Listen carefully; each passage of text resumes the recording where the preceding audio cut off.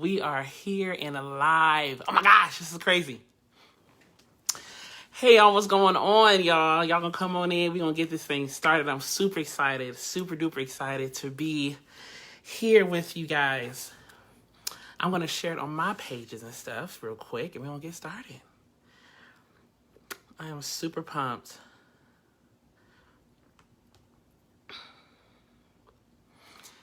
Hey y'all, come on in. I'm super excited, y'all. Super duper excited. And slightly nervous a little bit, but we gonna work it out. We gonna work it out. We gonna work it out.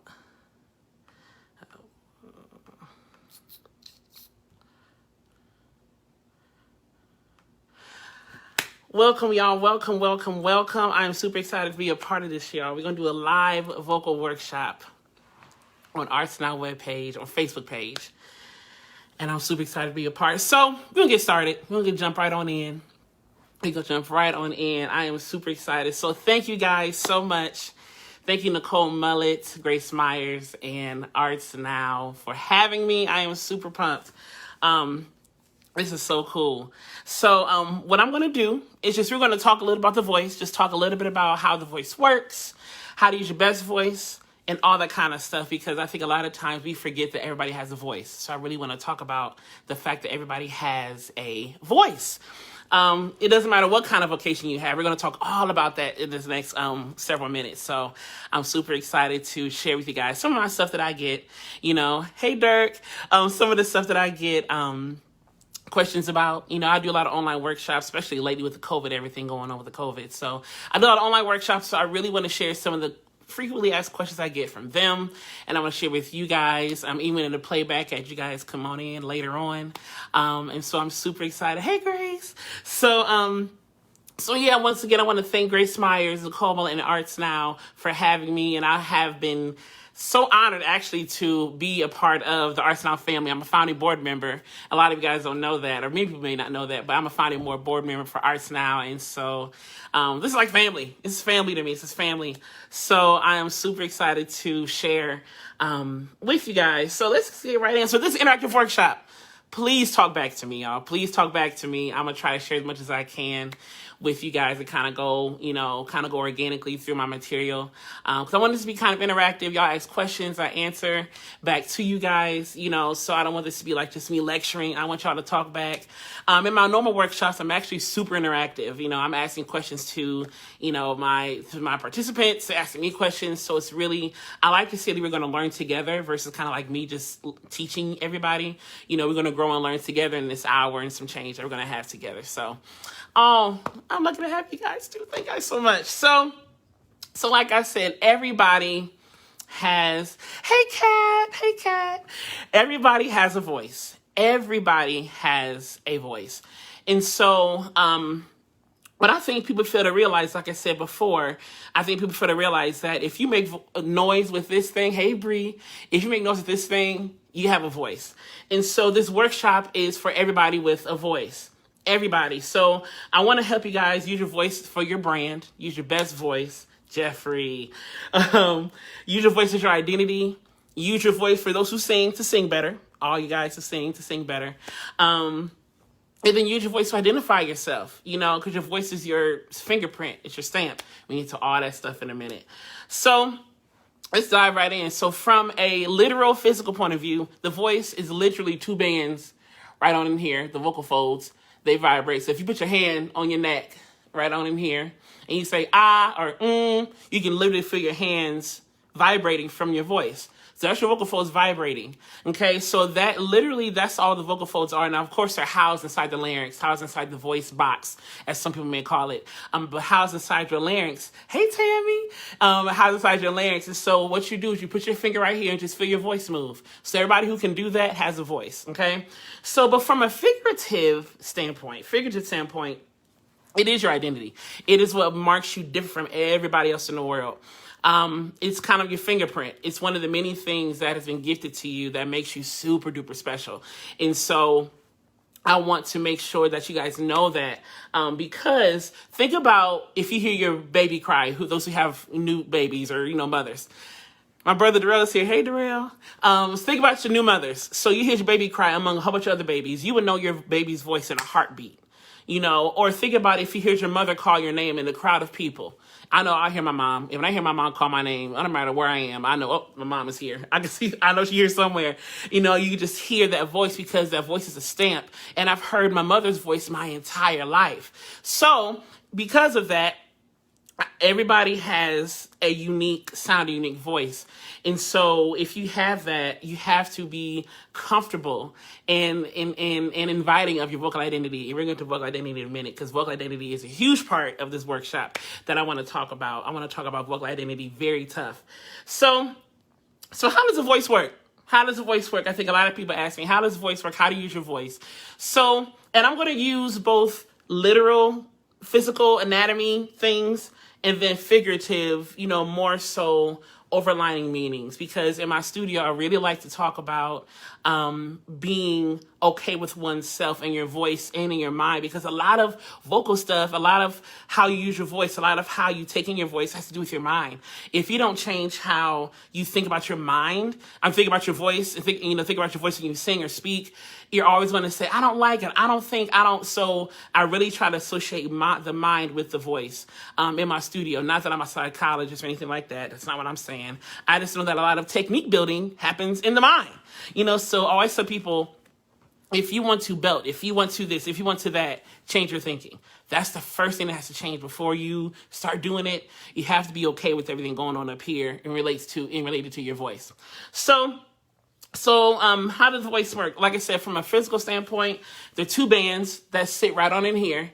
So the two bands that sit in there. And so when you speak or sing, what happens is you're pushing air through your throat, pushing air through your pipe right here, okay? So what happens is you push the air, and so I'm going to show you guys with my hands kind of what happens with the voice.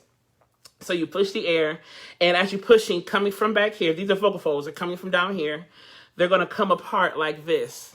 The air pressure puts them apart, okay? So they come apart, and they slap back together through to the low air pressure up here that sucks them back together. Almost like suction cups. It's kind of really cool. So your vocal folds are doing this every time you speak, every time you sing. Now I'm doing it super duper slow because they vibrate very fast. But they're doing stuff like this the whole time. The whole time they're just moving just like this, okay? So in knowing that, you have to understand that air is needed to use the voice. Air is absolutely needed to use the voice. And so without air, you cannot move your vocal folds, okay?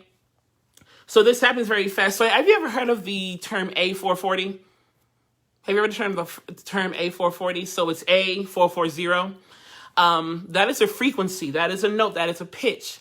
And I'm going to tell you how you find that pitch, how you find that note, which relates to the voice.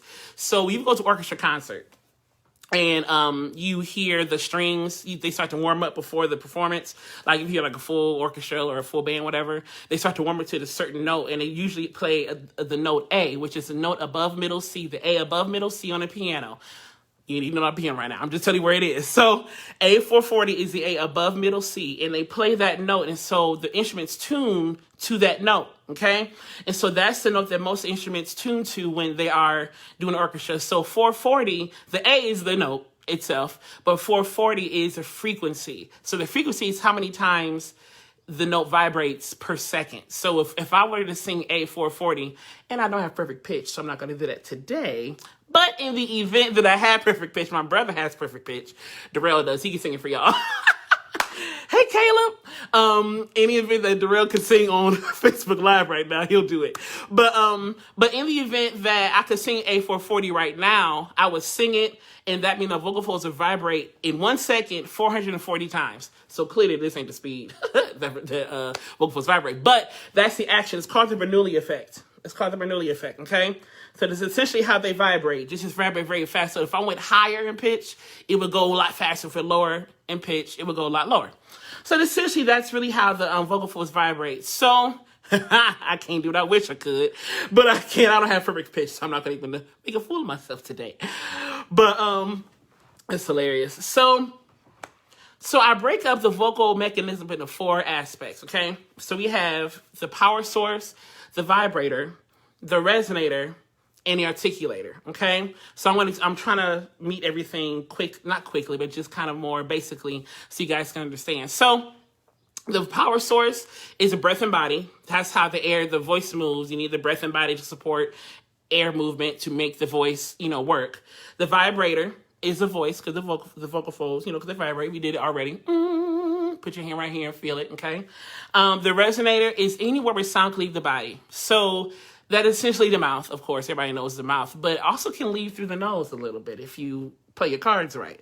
So I don't know if you ever heard of the term nasal, like this sounds a little nasally. It's because there is actually air leaving the body when you use your voice or when you make noise. So imagine if you are not well, like if you have a cold or something, and you try to talk, if you try to say certain words, you sound real muffled. It's because there's some air passing through the nose that can no longer pass because it's blocked. There's sinus and pressure and swelling in the nose and the sinus area, which prevents air from coming out. So that's why a lot of times you got to breathe through your mouth when you're sick, because you just don't have the room in your nose to breathe. So air can also pass through the nose a little bit if you play your cards right. Articulators, the last part of the four things, are the articulators, is what help us make language. So lips, teeth, tongue, cheeks, all those things that help us make consonants. So like I said, the four aspects are the power source, the vibrator, the resonator, and the articulator, okay?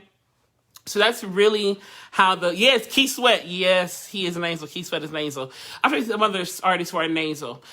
Kristen Chenoweth has some nasal twang to her, a lot of twang, but a little nasality to her as well, okay? So kind of that brassy forward thing, that's the whole nasal aspect I was talking about, okay? So so that's where that comes from. So if you were to, I'm going to show you guys how to get sound through your nose. So to get sound out of your nose, I want you to clamp your nose. Okay, this looks really silly, I know. So clamp your nose, and I want you to talk and watch how you shift how you talk. Okay, watch how you shift how you talk when you clamp your nose. Okay, so I'm going to say ABCs, half of them at least. A, B, C, D, E, F, G, H, I, J, K, L, M, N, O, P. Okay, so you hear my tone has changed a little bit because I clamped my nose. Now, if I'm going to try to talk out of my nose, you see how different that is, okay? And my voice has a natural nasal twanginess to it. A lot of people in my family, like my brothers, we all have this twang about our voice. Even though we have different ranges, when we sing together, it's really cool because we have the same voice about us. So it's kind of like that same thing.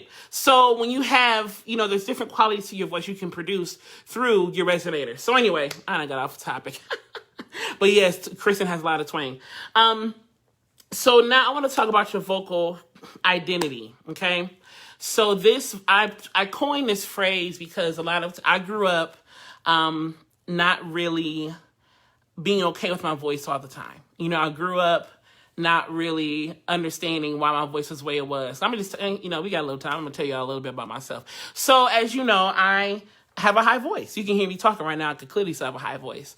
But I always had this high voice. I grew up with this high voice. And so I remember when I was younger and started singing, I didn't think anything of it because it was just who I was. And my family and everybody just kind of said, that's just how Jaron talked.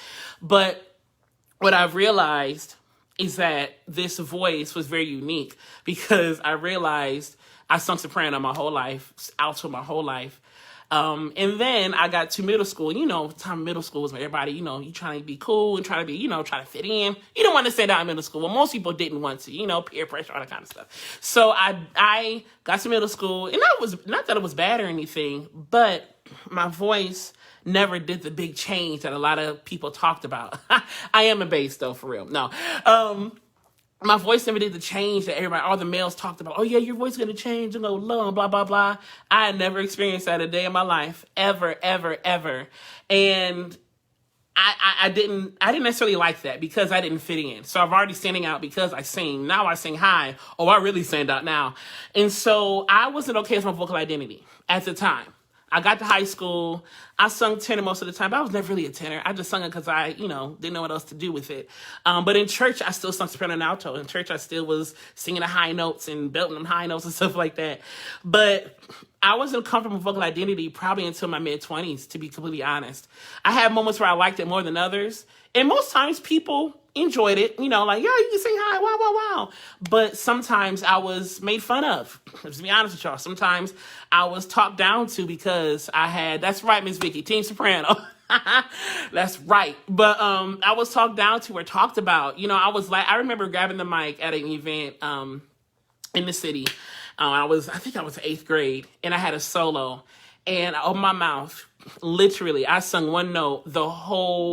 All the students from all the schools laughed at me at the same time. I mean, it wasn't like a really loud laugh, but I can see everybody kind of snickering, and that hurt. And one person in the audience was one of my cousins. And he really kind of vouched for me and was like, no, this dude is good. Like, y'all better be quiet. This dude is cold, but those were times where I didn't like my vocal identity. I didn't feel comfortable with who I was vocally. I didn't like it. I just didn't. Who wanted to have a high voice as a guy in middle school? Lord knows not me, but I stuck with it because I had no choice. I stuck with it because I had no choice but to be okay with it. But as I got older, went to grad school. I started studying male soprano in grad school. I became a male soprano in grad school classically. And I didn't know I had that gifting. And so I went through grad school, studied as a countertenor male soprano. And so I kind of stuck with it. And now I'm cool with it. Now it's great. I love having that part of my identity. But at first I didn't like it because I wasn't comfortable here. Remember I talked about at the beginning, you got to be comfortable here with what's going on here. Otherwise, nothing's going to change here if you don't change your thinking here. So I really had to clue into what I felt was comfortable, and so I want to circle back to the vocal identity thing because it's so important. And it's not just a literal identity of how you sound. It's being comfortable with how you sound and being okay with it, embracing it and developing that. Because there's such a big difference between wanting to get better. I can want to get better, and that's fine. But you got to not cross that fine line of I don't like what's going on with my voice. What's going on with my gift. You know what I'm saying? So from a literal physical standpoint of vocal identity is literally how we sound to the world. Okay. So if we didn't have our throats and our noses and things like that, what would happen is we would sound like a buzzing noise. Bzzz, bzzz. It would just be buzzing pitches. The way we sound different is how we're made up in here, how our sound bounces off the walls in our face, in our nose, in all of our sinuses, in our vocal mechanism.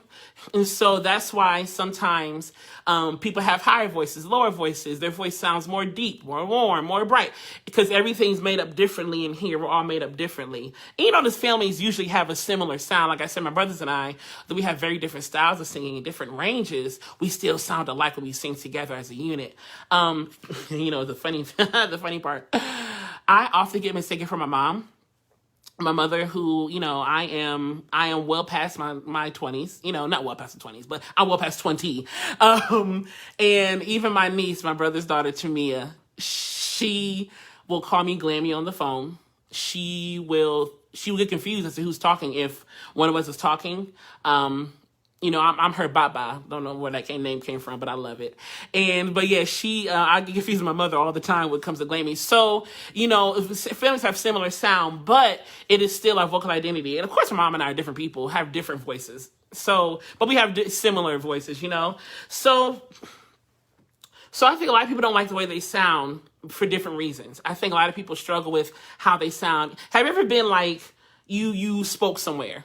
Hi, Mom. My mom's right here, guys. Teresa LeGrair, that's my mom. Okay, so anyway, so have you ever been somewhere where you spoke?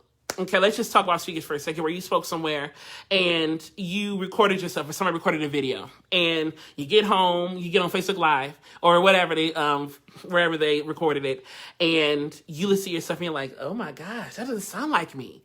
That doesn't sound like me. It's because from a physical, literal standpoint and an anatomical standpoint, a thing called bone conduction is happening. Bone conduction, okay? So what happens is we speak in real time to ourselves, but our skulls block out low frequencies, okay? So what we're hearing in real time to ourselves, from ourselves, is not how we really sound, because there are other factors going on inside our heads that, that are blocking out frequencies and things like that. So So what happens is when you hear yourself on a recording, what happens is you hear yourself fully and it sounds very different than what you think you sound like. And so that's totally okay. That's totally normal, totally okay. But it's a point of not ripping yourself apart and not being so mad at yourself and sad at yourself that you can't see the gifting that you have. So that's why a lot of people don't like, or they're surprised at how they sound when they hear themselves do stuff like that. So I think from a figurative standpoint, I think we compare ourselves to others a whole lot. I think that happens a lot. I think that we don't give ourselves enough grace. I always tell my clients, give your voice some grace. Give your voice some grace. Give yourself some grace, because I think we're so hard on ourselves as artists. I deal with a lot of artists. I deal with a lot of singers and speakers. You know, like I said, everybody has a voice, so I'm not talking just about singers. But because I'm a singer by trade, that's what I talk about a lot. But a lot of artists struggle. Like, I want to sound like this. I want to do this. I want to do that. But sometimes our voices aren't made to do certain things. They're just not made to do certain things. And that's just the bottom line. It's nothing bad. It's nothing bad about it. It's just you have to be okay with what your voice sounds like and who you are in the moment. I always tell my clients, do what you can in the moment. Don't worry about what you can't do because you got a cold, or what you can't do because you don't got that range. Comparison is the thief of joy. That's a quote I go by all the time. Comparison is the thief of joy. So if you start comparing yourself to the point where you don't even like what you got, it steals your joy of the art that you have, of the skill, of the gifting that you have. So you really have to make sure that you keep your joy and you keep your authenticity in your voice. We're going to talk about authenticity in a minute too. We're going to get all to the stuff, okay? So I have a shirt. I own the Jaron LeGrair Studio. I never said my name. My name is Jaron LeGrair, and I'm the owner of the Jaron M LeGrair Studio. And I offer voice and speech coaching to singers, speakers, all that kind of stuff. We'll get to all that in a minute as well. But I also have a line of shirts and a line of paraphernalia that encourages vocal health and vocal positivity. You know, that's what I like to say, vocal health and vocal positivity. So from a literal, anatomical vocal health standpoint, positivity, overlying figurative standpoint. And so one of the shirts I have, it says, your voice is enough. Your voice is enough. Your voice is enough. I think so many times we get so caught up and we don't sound like this. We don't look, and I think that's just life in general. I don't think it's so much like just the voice. I think it's just us in general comparing ourselves to so many people. And I think social media has a great hand in that, because we have so much access to so many people immediately. So we hear people saying, oh, they sound so much better. Or we hear people speak, oh my gosh, they have such eloquence about them. Or we see somebody's clothes, oh my gosh, they look better than me. So we have so much access, immediate access to so many people. We type in their name, all their accounts come up immediately. And so we rarely do we tell ourselves as artists, my voice is enough. Hey, this is something I struggle with too. I ain't gonna sit here and say I got it all together, like, oh yeah.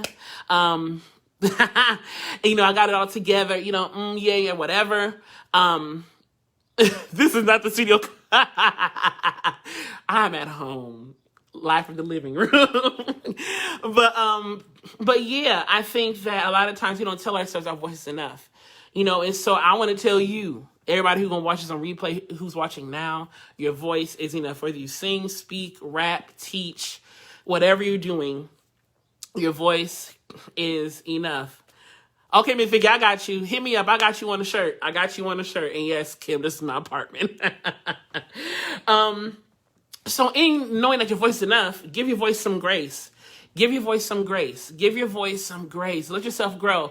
I think so many people are so caught up in I want the destination of I want to be the best I can vocally instead of enjoying the journey. When you go through school, K through 12, you don't just all of a sudden become a senior and say, I'm going to graduate. There's different steps in the journey you have to take from grade 1, grade 2, grade 3, grade 4, grade 5, all the way up to grade 12. So each spot that you do, each grade that you take, there is a journey. There's something meant for the journey that you're supposed to grasp, like how to read, how to write in cursive, how to write, how to type. There's so many steps you have to take at certain grades that you just can't just say, oh, I'm going to 12th grade because I just think I can be, And I struggle with it too, Dirk. I struggle with it too. And that's why I hold myself accountable and I hold my clients accountable to that thought. Your voice is enough. It's enough. And you only get one voice. You only get one voice. So it's not like you can have surgery, you know, and just kind of change your whole sound. You can change the pitch through surgery, you know, people like who want to do that. But your sound is going to be your sound. That's it. It's going to be your sound. And that's all it's going to be. So either you become okay with it or you're going to live it anyway. But I encourage you to be okay with your voice, whether you, like I said, whatever voice you have, whether you use that voice to speak, you know, use that voice in corporate America, you use that voice to be a motivational speaker, to be an actor, to be a rapper, to be a teacher, to be a pastor, to be any type of leader or any type of person that use your voice. Be okay with what you have, okay? So I want to go through a few things of how to use your best voice. So we're going to do some exercises, some quick exercises. And I want to take some questions. And by the way, throw some questions out while I'm talking. Don't think you have to just listen. You know, throw some questions out as we're talking. I want this to be such an interactive experience for everybody. I don't want it just to be like me hung up on, you know, for a whole hour lecturing and things like that. But yeah, so we're going to do a few exercises, a few things that can encourage vocal health and using your best voice, no matter what kind of voice you have, okay? So first thing I'm going to talk about in using your best voice is using your body to support. Using your body to support. So I mean, all of this. You can't see everything that I'm doing, but you know, all of this.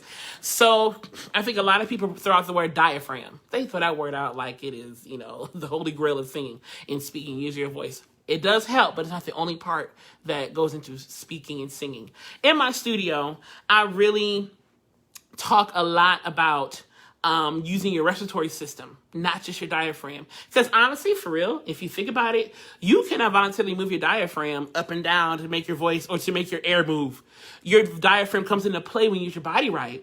But essentially, you cannot move your diaphragm, voluntarily, you know. But you can move your other respiratory muscles. So your abs, intercostals, back muscles, those muscles that help you breathe in and out. Normally, you can use those muscles to help you sing and speak and things like that. And these exercises can be used for speakers too. This is not just for singers. I'm going to keep saying that because everybody has a voice. So if you are, you know, whatever you do, nonprofit, anything that you do, if you use your voice in any way, these exercises can help you because your voice is your brand. You want to present your best voice the whole time, you know? So don't feel like because I'm talking to singers only, because I'm a singer, I can't do this stuff in your car, in your apartment, in your house, in your office if you want to, you know. I actually have, and I'm going to plug this real quick, I actually have a set of downloadable warm-ups for singers and speakers on my website at jmlegrairstudio.com. That's JMLEGRAIRSTUDIO.com. Click on goods. You scroll down a little bit. You'll have all the warm-ups you need. And I talk and guide you through each warm-up. You know, you can download it once, pay the one-time fee. It's on your phone, on your computer, on your tablet forever. And I will guide you through every warm-up that, you know, I think is going to benefit you when you want to do this. But I'm going to give you some quick warm-ups right now, quick things to do to get your best voice. I just write commercial. I just write Leah. So the first thing is a breathe exercise. So we're thinking about our breath and body to use our voice. So imagine, I'm watching some exercises. So just run with me for a second, okay? So imagine you had a full day at work. Then you had to run to the grocery store. Then you had to go to another meeting. Then you had to, you know, I don't know, run to see your parents. I don't know. I'm just throwing stuff out there. So after you do all of that, you get home and you sit on your couch or you sit in your bed. What's the first thing you do? Think about it. What's the first thing you do? Most people sit down, they take a big breath, right? They take a big breath. Okay? So I want you to do that. I'm going to breathe with you. Hi, Christine. Hi. Oh, I miss you guys. So take a big breath in and let it out. Now, when you breathe, don't get lightheaded. Don't get lightheaded. Please don't get lightheaded. Please, please, please, please. So just take a deep breath in and let it out. Okay? Also, so now I want to add some more. Okay? So I want to add in this element. So when you breathe in, try to feel it low. Don't feel like you have to stop here. Just one of those big sighs. I got a sigh of relief. Okay?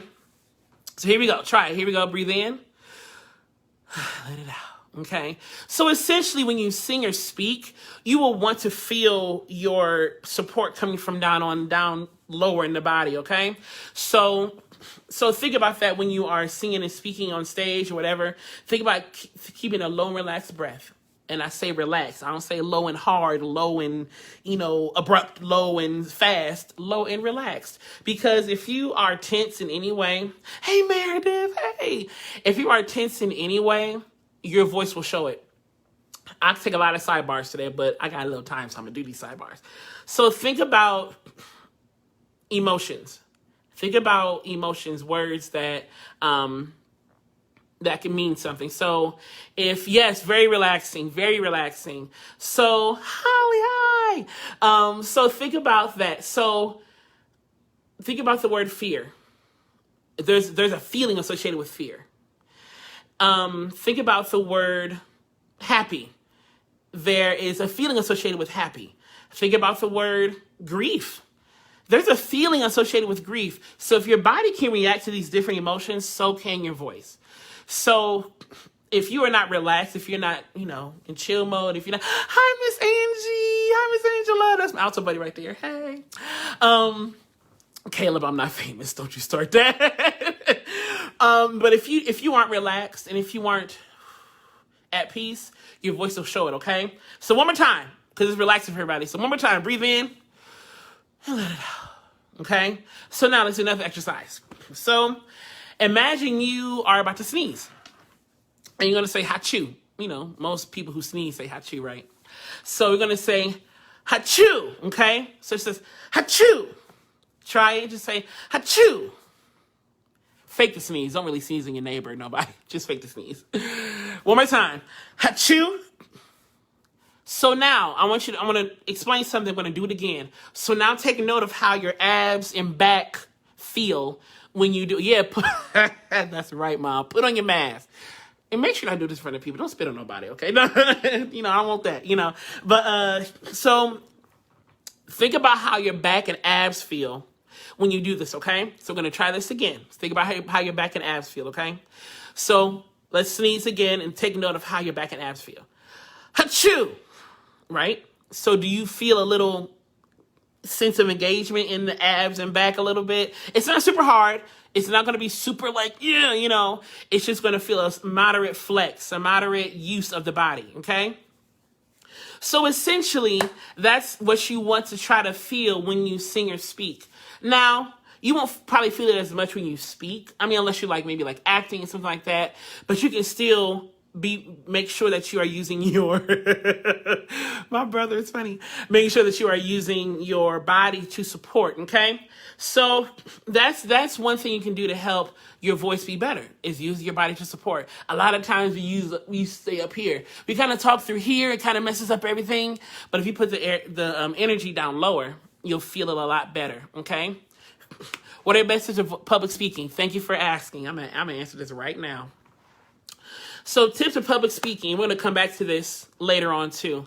Number one is authenticity. Authenticity is one of the best things you can do with your voice. Authenticity is vital because people buy into what's real. I think about when you hear Barack Obama speak, and you hear him speak, and he is himself on and off camera. He is completely himself. But he has such a way with how he uses his voice and how he places his words. But it's nothing that's contrived. He's kind of speaking as if you are sitting next to him. And I feel like if I were to sit next to him and I were to hear him speak, he would speak to me the same way he would speak to, the world, on CNN or something. So it's remember being authentic. That's number one. Authenticity is number one. Number two, for for public speaking, pacing. We're going to talk about all this in a minute. Pacing. Don't try to talk too fast or too slow. And the pacing comes from time too. And I'm going to try to say this right. So what you feel like is a long time on stage is not a long time to the audience. So don't feel like you have to jump through, take no pauses. Take your time to breathe. Take time to breathe. When you feel like you need to gather a thought, breathe, take that thought, and come back in. It's not, it'll seem like a long time to you because you're like calculating every single millisecond of the time. But to the audience, you're taking a breath, and they ain't gonna think no different. They're not gonna, oh my God, she's taking such a long time. She's just going to, what else did I say? Okay. I got your question, Dirk, and I'm gonna come back to it as soon as I finish this question. What was it? I forgot what I was going to say now. Oh, yeah. So they're not going to think, oh, my gosh, it's taking a long time. They're just you're thinking you're eloquently speaking. You're taking pauses and breaths as you need to. Number 3, we're going to get into this way more a little bit later, is pitch. Using inflection to your favor. Yes, you have to breathe, Megan. You got to breathe. You got to breathe. That's essential for speaking, singing, and life. You got, Lord, my teacher, I'll never forget my voice teacher. One time I was getting ready for my graduate recital, and I was singing some song that didn't have a lot of breaths. It was a Handel song or something. And I remember trying to sing through the one breath, and she was like, if it boils down to you breathing and not breathing, just take the breath. And I'm like, and that vindicated me from so much, thinking about the breath and how to place it. I just got to breathe. Now, if I can breathe to where it's smartly done in the music grammatically, sure, then let's do that. But if it don't work and I'm running out of breath, I just need to get back in the game, breathe. It's really okay. So yeah, don't forget to breathe. Don't forget to breathe. So I want to come back to the other question. What's good? What's good for when your voice feels tired? I'm going to say a few things for this one. Number 1, when your voice feels tired, don't sing, don't speak, try to rest. I think we have been plagued with the thought that I have to push through. You don't have to push through. You need to rest. Our bodies need rest every single night.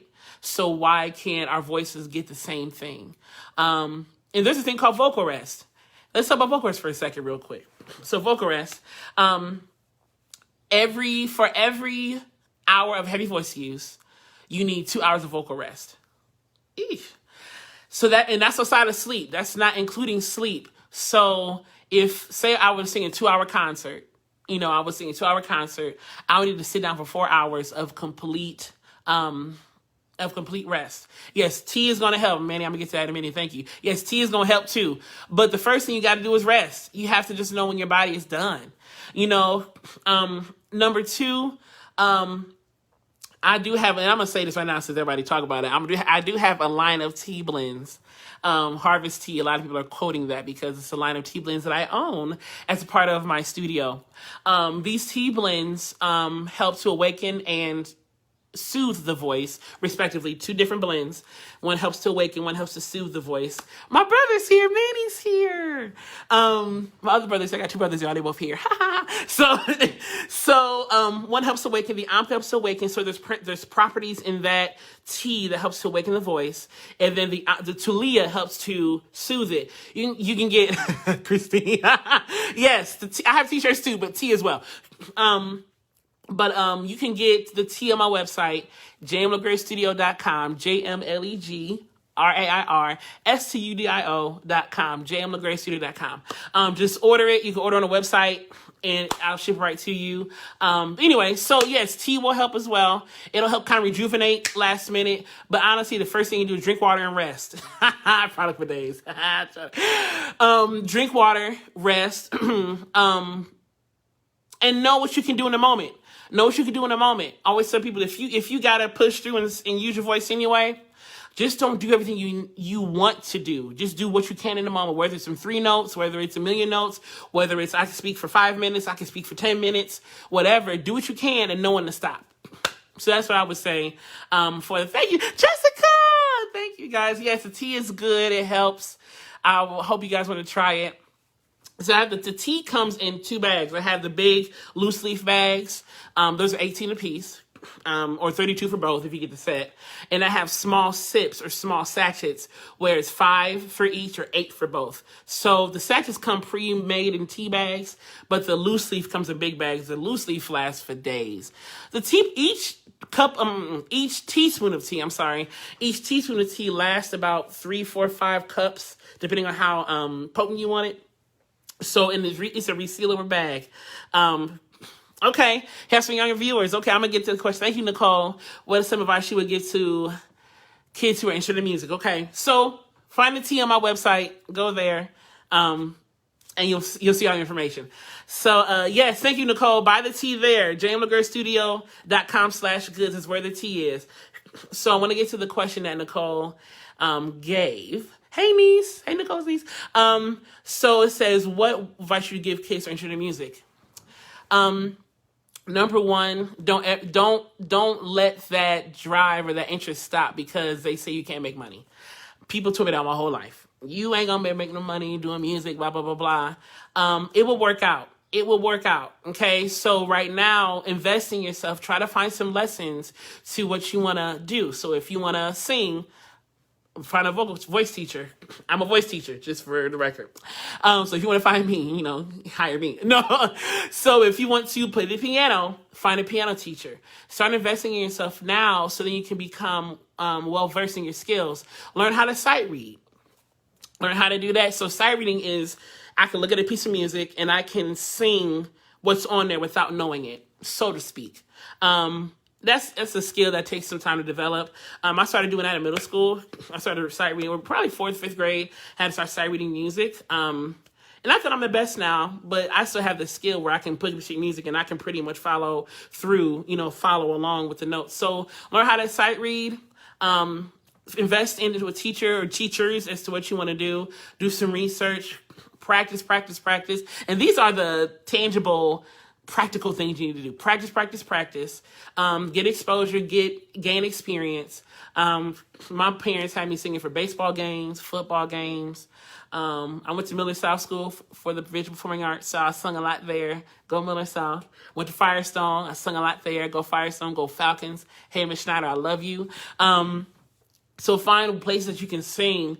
But the overlining thing is just don't let that passion die because it's not the practical way to go. When I was in college, I did general studies for a little bit of time. And then I decided to go to graphic design.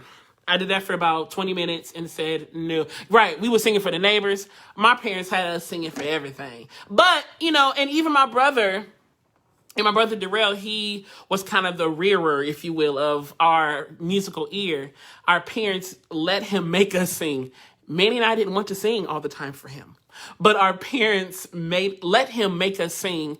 And now I understand why. Because it helped us develop ourselves as singers, as musicians. Darrell's music is very complex. So the fact that we can sing his stuff with ease, he emulates Take Six a lot, orchestras a lot, Manhattan Transfer, so those type of groups, Esperanza Spalding, he loved me, the Carpenters, all the people. So we were singing that stuff growing up.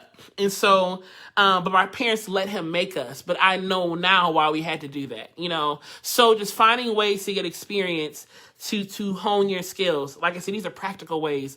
But the bottom line is don't ever stop doing it. Don't ever stop doing it. I had great Clark brothers. I wish, I'm carrying Clark shit in my brain. No, just no, but I was blessed to have parents and a support system that encouraged us to sing no matter what and made us sing no matter what. Not everybody has that. But even if you don't have that, if you do have that, keep going for it. Keep going for it. And figure out exactly what you want to do and don't settle for anything less. Go for it, okay? So that's what I would say to anybody younger. It's just don't stop believing in your music. Don't stop being interested in music. Go for it. Do exactly what you want to do and find practical ways to gain experience. Because it's in those experiences that you will learn about your instrument, that you will grow in your instrument. You can't necessarily grow by yourself all the time. You can. I mean, yes, you need to practice alone, blah, blah, blah. But it's those real life experiences with other people. You put yourself out there. And it's hard putting yourself out there. It is hard. H-A-R-D hard. It's hard. But do it anyway. Do it anyway. Yes, my mom always said, live life with no regrets. My mom always said no regrets. When I wanted to go to music in college, that was one thing she said to me. No regrets. Just go for it. Just do it. So my third semester into the University of Akron, I tried for the music program. I got in, ended up finishing there. And it was in there that I decided I want to be a voice teacher. I didn't know this whole field existed until I got into college. So had I not tried out for University of Akron and got into doing, voice lessons privately with a college professor, I would have become a professor myself. Now I teach at Youngstown State University and I teach at Point Park University in Pittsburgh. Yes, I drive there one day a week, twice. 2 hours a week. 2 hours a day, 1 day a week to teach that. And I love it. I love it. But if it wasn't for my mom saying no regrets, just going for it, I would have never figured out one of my callings to be a voice researcher, to be a voice teacher, to be, a speech trainer, things like that. So whatever it is you want to do musically, don't stop. Just keep going for it. And I still sing. I still, now I sing and I get paid to sing now. So I still sing. I still do all that kind of stuff. I just added so much more to my arsenal. Okay.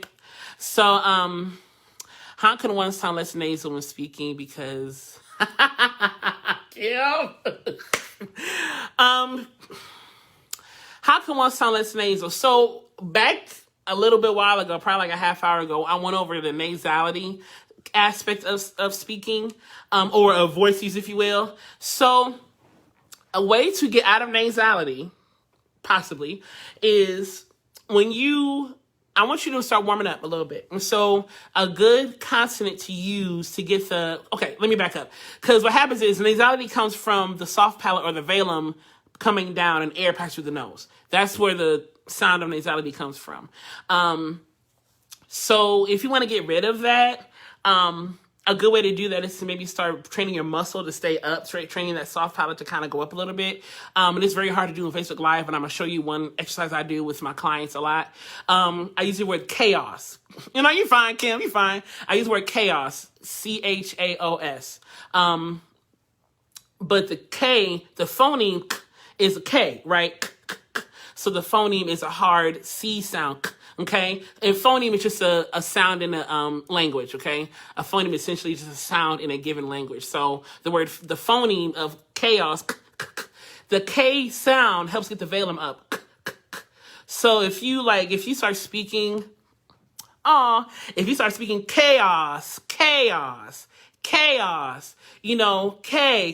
So I do like K with my singers. But with my speakers, I'll say chaos. K. So then I'll say the alphabet. K, B, C, D, E, F, G, H, I, J. So I'm starting every phrase with a K. That's going to start to train your soft palate to kind of think about going up more. But on the opposite end, Kim, on the opposite end, nasality isn't necessarily a bad thing. I don't want you to think nasality is a bad thing. If that's how your voice is given to you, I don't want you to feel like you have to change it completely because so just figure out if that's the thing that's kind of getting your way, or just kind of a personal set that you want to do. If you want to change it, fine, but just know that it's not a bad thing to have. I have it. I got nasality for days. Got this twang for days. I hope somebody's trying to chaos in the living room. I hope. That's so fun. But chaos. So then you split the K, say K, B, C, D, E, F, G, H, I, J, K, L, M, N, O, P, Q, R, S, T, U, V, and it's hard to do the rest of them, but I usually do the first two stanzas. Everybody's trying to chaos. This is great. If you learn anything from this hour, it is that you sing chaos over and over. So I think that is fantastic. So I think that's a good way to get rid of the nasality. And also, Kim, one more thing. If you want to check for nasality, clamp your nose and start speaking what you want to say, or start saying anything. And if you have too much nasality, it'll right, Nicole, right? If you have too much nasality, it may start to sound like this. So see if you can change it to sound more oral, okay? Oral from the mouth, okay? Yes, of course, Kim. Of course. Yeah, you can say it before you preach Sunday. And let me say this too, since you're talking about warming up, just as much as singers need to warm up, speakers need to as well. This warm-up is maybe a little different in terms of nature, but essentially you still want to warm up the voice. As a speaker, as a singer, as a whatever. And even if the warm-up is just doing a lip trill for 5 minutes. Doing that for 5 minutes. Or humming. You can hum your favorite song for all I care. But, or hum what's going on the radio. But just do some type of voice engagement. Humming and lip trilling are two of the best exercises you can do for your voice because they're non-invasive. It almost relaxes and retracts the false vocal folds. And the false vocal folds are where your your true vocal folds sit, kind of like the muscles where they, or the membranes where they sit. I'm trying not to get too anatomical right now, but yeah. So if you want to do or do that for 5 minutes, and you be completely covered. And hey Bianca, yes, Auntie Celeste teaches us that all the time. And I attribute a lot of what I do to them, her Aunt Teresa. So yeah. So another way to use your best voice is to think about your pitch. Think about your pitch. So, and I'm trying to get the rest of this quick, and we got like 9 minutes left. So I'm just trying to finish up real quick. So using your pitch. Everybody who makes noise with their voice has pitch, whether you're speaking or singing. There's pitch. So think about anybody know the show Daria from MTV a couple years ago? Daria, everything was like this. She always talked like this all the time, and everything was very basic, and she didn't do much, So that monotone, though it was a show and it's supposed to be funny, honestly, if you heard somebody talk like that a long time, you'd be very bored, very bored. So using your pitch to inflect your voice, using your best voice, use your pitch, explore different parts of your voice. Okay, thank you, Nicole. I may go a little past an hour, but it's okay. We're gonna finish up though. But yeah, so using your pitch to inflect your voice, to make your voice more engaging. Because pitches can evoke emotion. People gravitate, like I said at the beginning, people gravitate towards authenticity in your voice. So when I teach and stuff, I like to be very interactive. That's just my thing. So I try to talk, way more engaging, like I'm talking to you on the phone or on the couch, or, very intimately in that way. Even if I was teaching one of my college classes, I would speak pretty much the same way. That's just kind of personality. So that's kind of how I present my voice. And so people know that when they get Jaron, they're going to get, fun, outgoing, crazy Jaron. I don't say outgoing. I'm not that outgoing, but fun, crazy, fun Jaron on, even in the studio, because authenticity also evokes relaxation. My mom, we'll see. So anyway, my mom asked me to sing. We'll see. So yeah. So thinking about how you want to use your pitch to inflect emotion, how you want to use different sounds, you can get a little breathier with your voice. You can get a little louder with your voice. You can get softer, but still not be breathy. So there are ways to use your pitch and your voice to inflect and evoke emotion and stir up something. There's a lady lady named Tabitha Brown on Instagram, and she recently just got, hey Jasmine, and she recently just got kind of Insta famous, if you will, which she's great. And so, but I think what is captivating about her is that she speaks with such Nicole. We'll see what I can do. Y'all coming for me? We'll see what I can do. I'm gonna just finish what I'm about to say. I got my notes. So she's captivating with her voice. And so using your voice to captivate the audience is huge. And she has a way of talking to where you feel like she is like in your life and like knows everything going on, you crying and, and she knows how to chill. She has such a way. So using your pitch to captivate. So think about your 3-year-old cousin, 3-year-old granddaughter, 3-year-old nephew. I don't know. So think about, you would talk to them way different than you would talk to me, So if you were trying to engage a 3-year-old, you wouldn't say your ABCs like A, B, C, D, E, F, G, H, I, J, K, L, M, N, O, P. It's boring. But if you said A, B, C, D, E, F, G, H, I, J, K, L, M, N, O, P. See, my pitch got higher. I was a little more open in the throat. I was a little more relaxed in the throat. I had a little more breathiness and lightness to my voice, because those tones seem to go over better with younger people versus like A, B, C, D, E, F, G. It's just not as engaging. So thinking about that, and think about even like your heart, your 100-year-old relative who can't hear as well as they used to hear. You kind of say it like this: A, B, C, D, E, F, G, H, I. So you're elongating everything and speaking a little louder. So that's what that is. So using your pitch and your voice to really inflect what you want to say and convey it the best way possible. Because it's your brand. Your voice is your brand. Your voice is your brand, and so using that to your best ability is huge. And so the last thing I'm going to say about using your best voice is articulation. Articulation is what helps us make language. So our words, our consonants. And so I don't really say over enunciate unless you like are on the stage acting or you're singing. So over enunciation has this moment, but generally speaking, I would say clear consonants over hard consonants. So if I can hear your consonants clearly, but then I'm like super hard, to me, it makes your sound so much more cleaner. Clear consonants clean up the sound. Clear consonants clean up the sound. And so I really try to implement that for my clients. So just speaking clearly and speaking truthfully truthfully too, but speaking from the body and speaking clearly will have a huge impact on how you say things. And it's just really finishing your words. Most people can start their words with the right consonant, but finishing your words with the right consonant can be challenging. Even right now, I know I'm not finishing on my consonants, but I'm speaking more informally to you guys. But if I were on the stage talking, I would try to, talk a little more in that vein. But I wanted to be very intimate today, and so kind of very, informal. So that's why I'm talking on my couch with you guys, live from the living room, So yeah, that is the last thing. That's the last thing I would say is use your best voice, articulate, use your pitch to your advantage, and use your body to support. So yeah.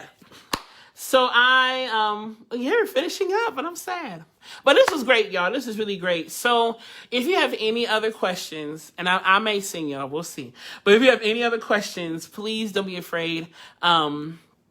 That's right. Life is your stage. That's a fact. If you have any other questions, don't hesitate to contact me. Y'all in the singing. I'm going to plug my studio real quick. So I do offer online voice and speech coaching for singers and speakers, all types. Oh my gosh. For all types of singers and speakers. If you want to find information about that, go to my website at LeGrairStudio.com. You can click book a session. I do free consultations for those who want to meet me and kind of talk about their goals and what they're looking for to see if you're a good fit. But I also, offer products, t-shirts, buttons. I got stickers. What else do I have? Hats. That I sell on my website that encourage vocal health and vocal positivity. So you can find other stuff on my website. And there may be a slight delay in shipping because of everything going on. So I know there have been some delays in shipping and things like that. But you will get your product. But for sure, you check out my website at LeGrair Studio. Thank you so much. Right there, LeGrairStudio.com. You can check everything out there. And we can go from there. And hopefully I can help anybody else who's out there who wants to use their best voice. Like I said, I do voice sessions for singers and speakers, and we're exclusively online right now. Exclusively online, so I'm doing it digitally through FaceTime, Google Meet, or Instagram video chat. And you'd be surprised, Instagram video chat actually has very good quality for FaceTiming or, for video conference calling for one-on-one. And I may incorporate Facebook into that as well, since we're all kind of based on Facebook and things like that. But like I said, all my goods, all my merch, the tea, more information about voice lessons is on my website, LeGrairStudio.com. And I may be doing a masterclass, another one in June. I do these online masterclasses for like an hour via Google Meet, and every one of them have sold out so far. Thank God. So, I may do another one in June to kind of continue with that. And they're really fun, just like this, informal. I talk to you guys, ask questions. We grow together, learn together. Some of the participants say other stuff that I may not have thought of. I love that. I'm all about learning together. I'm not one to like lecture and just talk at you. I want to learn from folk too, so I said, let's learn together, through these platforms. So yes, book a session, LeGrairStudio.com. I'd love to have you, JMLeGrairStudio.com, Nicole. Yeah, I will sing a little bit. I'm gonna sing. Y'all keep doing this to me. But I'm gonna sing before we go. I'm trying to think what I can sing. I'm gonna sing. I was singing this earlier today. I was singing Somewhere Over the Rainbow. I was singing that today. And if my brothers were here sitting next to me, I would have them sing with me. But I am not, they're not here today. They are, one's in Nashville and one's 20 minutes away. So they're not here with me today. But I'm going to sing a little Summer of the Rainbow. Just one verse. And then I'm going to head out and y'all have the rest of the night. Okay, so here we go. See, I got to pick up my note. Somewhere over the rainbow, way up high, there's a land that I heard of once in a lullaby. Somewhere over the rainbow, skies are blue, and the dreams that you dare to dream really do come true. Someday I wish upon a star and wake up where the clouds are far behind me, where troubles melt like lemon drops away above the chimney tops. That's where you'll find me. Somewhere over the rainbow,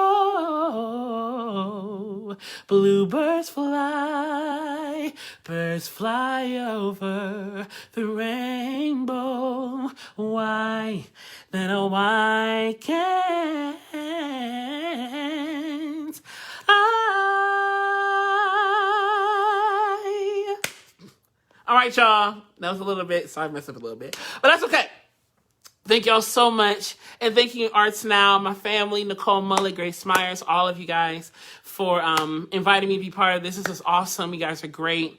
And I hope you guys have more great people in the series. It's going to be phenomenal. I cannot wait to see what else you guys have in store for this. So thank you guys so much. I will see y'all soon. Don't forget, hit me up if you need anything else. JMLeGrairStudio.com. Hit me my website. I'm on Facebook, Instagram, Twitter. JM LeGrair Studio is all my social media. You can find me almost every top of my name somewhere. You'll find me somewhere. All right, y'all. Have a good one. Have a good one. Thank you so much, y'all. Have a good one. Bye.